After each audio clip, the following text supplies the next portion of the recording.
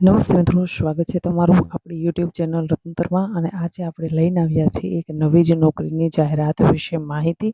તો ચાલો મેળવી લઈએ વિગતવાર તેના વિશે માહિતી. પોરબંદર મહાનગરપાલિકામાં વોકિંગ ઇન્ટરવ્યૂ દ્વારા અલગ અલગ પોસ્ટ માટે નોકરીની જાહેરાત બહાર પાડવામાં આવેલી છે, જેમાં મિત્રો 18,000 રૂપિયાથી લઈ અને 25,000 રૂપિયા સુધી તમને પગાર મળવા પાત્ર છે. તો કઈ રીતે તેની ભરતી પ્રક્રિયા છે, કોણ કોણ એમાં એપ્લાય કરી શકે છે અને શું શૈક્ષણિક લાયકાત માંગેલી છે તેના વિશે વિગતવાર ચર્ચા આપણે કરીશું.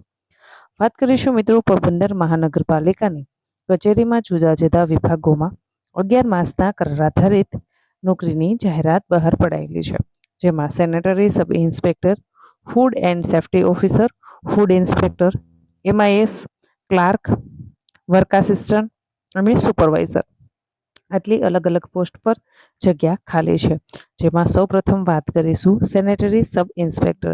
સેનેટરી સબ ઇન્સ્પેક્ટરની એક જગ્યા ખાલી છે, જેમાં તમને 1 વર્ષનો નગરપાલિકા અથવા તો મહાનગરપાલિકાની કામગીરીને લગતો અનુભવ હોવો જરૂરી છે.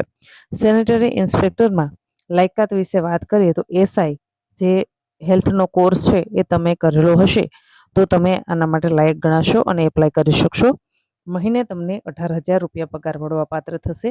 ત્યારબાદ ફૂડ એન્ડ સેફ્ટી ઓફિસર, જેમાં તમે chemistry MSc food and technology અથવા તો બાયોકેમિસ્ટ્રી સાથે કર્યું છે, 2 વર્ષનો તમારા પાસે કામગીરીને લગતો અનુભવ છે તો તમે આમાં એપ્લાય કરી શકો છો. એક જગ્યા ખાલી છે.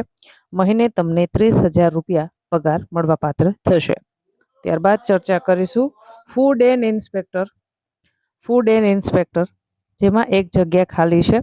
શૈક્ષણિક લાયકાત માંગેલી છે chemistry MSc food and technology, biotechnology, બાયોકેમિસ્ટ્રીની લાયકાત તમે ધરાવો છો તો તમે આમાં એપ્લાય કરી શકો છો.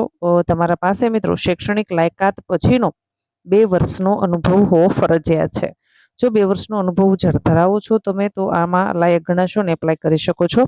એક જગ્યા ખાલી છે, 20,000 રૂપિયા પગાર ચૂકવવામાં આવશે. ત્યારબાદ ચર્ચા કરીશું MIS, જેમાં શૈક્ષણિક લાયકાત માંગેલી છે MCA MSc IT ME computer engineering અથવા તો BE કોમ્પ્યુટર એન્જિનિયરિંગ. જો મિત્રો તમે આમાંની કોઈ પણ શૈક્ષણિક લાયકાત કોમ્પ્યુટર ફિલ્ડમાં ધરાવો છો તો એપ્લાય કરી શકો છો. એક જગ્યા ખાલી છે. તમે MCA કર્યું છે, MSc IT કરી છે, ME કોમ્પ્યુટર કર્યું છે, ME કોમ્પ્યુટર એન્જિનિયરિંગ કર્યું છે, કોમ્પ્યુટર એન્જિનિયરિંગ કરેલા છો તો પણ એપ્લાય કરી શકો છો. તમારી ડિગ્રી પછીનો તમારા પાસે 1 વર્ષનો અનુભવ હોવો ફરજિયાત છે. મહિને તમને 22,000 રૂપિયા પગાર ચૂકવવામાં આવશે. ત્યારબાદ 5મી પોસ્ટ છે ક્લાર્કની.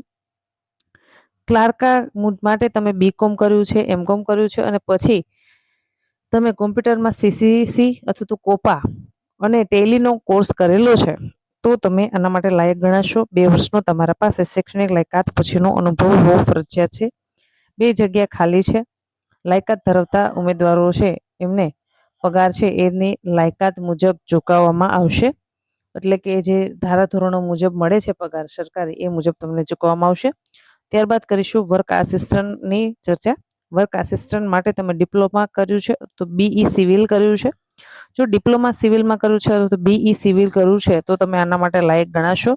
2 વર્ષનો શૈક્ષણિક લાયકાત પછીનો તમારા પાસે અનુભવ હોવો ફરજિયાત છે. અને જે જગ્યા છે એના વિશે આપણને કોઈ જ સ્પષ્ટતા કરવામાં આવેલી નથી કેટલી જગ્યા ખાલી છે, પણ જાહેરાતમાં આપને જણાવ્યું છે કે આટલી શૈક્ષણિક લાયકાતવાળા એમાં એપ્લાય કરી શકે છે. મહિને તમને 25,000 રૂપિયા પગાર મળવા પાત્ર થશે. ત્યારબાદ વાત કરીશું સુપરવાઇઝર. સુપરવાઇઝર માટે મિત્રો તમે MCom ભણેલા હોવા જોઈએ. MCom ભણ્યું છે તમે અને 5 વર્ષનો તમારા પાસે તમારી ડિગ્રી પછીનો અનુભવ છે સુપરવાઇઝરિંગની પોસ્ટ પરનો તો તમે આના માટે લાયક ગણાશો, એપ્લાય કરી શકો છો. મહિને તમને 25,000 રૂપિયા પગાર ચૂકવવામાં આવશે. હવે મિત્રો શું શૈક્ષણિક લાયકાત છે એના વિશે આપણે ચર્ચા કરી. હવે કઈ રીતે તમારે એપ્લાય કરવાનું છે એના વિશે તમને જણાવી દઉં તો કે ભાઈ તમને અહીંયા જાહેરાતમાં આપણને એક સ્કેનર આપેલું છે. એ સ્કેનરમાં સ્કેન કરી અને તમે એપ્લાય કરી શકો છો. તમારે અરજી ફોર્મ ભરવાની છેલ્લી તારીખ છે 22/7/2026. 22/7/2026 સુધીમાં તમારે તમારું ફોર્મ છે એ ફિલઅપ કરી અને મોકલી દેવાનું છે. આ QR કોડ આપેલો છે આપણને. એ QR કોડ ઉપર સ્કેન કરશો એટલે તમને છે એ નોટિફિકેશન ઓપન થઈ જશે. ઇન્ટરવ્યૂ તમારું 23/7/2026 ગુરુવારના રોજ સવારે 11 કલાકે પોરબંદર મહાનગરપાલિકા કચેરી પંડિત દીનદયાળ ઉપાધ્યાય ભવન રેલવે સ્ટેશન પાસે SVP રોડ પોરબંદર ખાતે રાખવામાં આવેલા છે, જેમાં તમારે સ્વખર્ચે ઉપસ્થિત થવાનું છે. લાયકાત ધરાવતા અને ઈચ્છુક તમામ ઉમેદવારોએ ઇન્ટરવ્યૂમાં પોતાનો બાયોડેટા એટલે કે તમારું રિઝ્યુમ, શૈક્ષણિક લાયકાતના પ્રમાણપત્રો, શાળા છોડ્યાનું પ્રમાણપત્ર અથવા તો જન્મનો દાખલો, અનુભવ અંગેના પ્રમાણપત્રો, તાજેતરમાં પડેલ પાસપોર્ટ સાઇઝનો ફોટો વગેરે લઈ અને ઉપસ્થિત રહેવાનું રહેશે. આશા રાખું છું કે તમને આ માહિતી પસંદ આવી હશે. જો માહિતી પસંદ આવી તો વિડીયોને લાઈક કરો.